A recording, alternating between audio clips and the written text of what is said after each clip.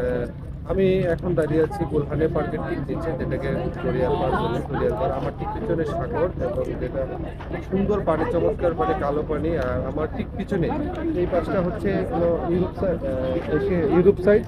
আমরা হচ্ছে ওই যে গালাতাগুলে একটা টাওয়ার দেখা যাচ্ছে, এটা হচ্ছে গালাতাগুলে। হ্যাঁ, আর এই যে শিপ, এটা ক্রুজ শিপ।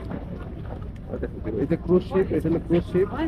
আর ঠিক আমার পিছনে এই যে দেখুন, আমার ঠিক পিছনে আমি দেখো আমার, এটা আমার ঠিক পিছনে আপনারা দেখতে পাচ্ছেন, এটা হচ্ছে এশিয়া এবং ইউরোপ সাইডকে এটা বিভক্ত করেছে। যেটা এক ডান পাশটা হচ্ছে এশিয়া এবং বাম পাশটা হচ্ছে ইউরোপ সাইড।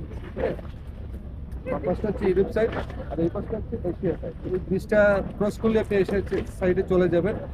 আর এই যে পিছনে দেখতে পাচ্ছেন বিশাল বিশাল এই যে এই ক্রুজগুলা, জাহাজগুলা, এগুলা পর্যটকদের জন্য। এই জাহাজগুলো আসলে খুবই উপভোগ্য একটা বিষয়, কারণ এখানকার পরিবেশ এত সুন্দর টুরিস্টদের জন্য, এবং খুবই চমৎকার একটা জায়গা। বিশেষ করে এখানে মসজিদগুলা, এখানে টুরিস্টদের জন্য একটা উপভোগ্য একটা জায়গা। আপনারা যারা ঘুরাতে চান, ঘুরেন, তারা যদি টার্কিতে আসতে পারেন বা আসেন, বিশেষ করে ইউরোপে যারা আছেন তাদের ভিসার কোনো সমস্যা নেই, আপনারা অনায়াসে আসতে পারেন। কিন্তু আমাদের এশিয়া বাংলাদেশ থেকে আসতে গেলে অনেক জটিলতা আছে ভিসা।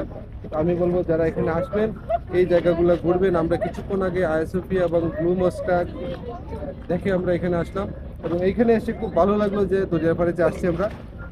মানে এমন একটা জায়গা, পিছনে দেখেন আমরা, এই পাশটা হচ্ছে ইউরোপ সাইড, এই পাশটা হচ্ছে সরি, ডান পাশটা হচ্ছে এশিয়া সাইড, বাম পাশটা হচ্ছে ইউরোপ সাইড।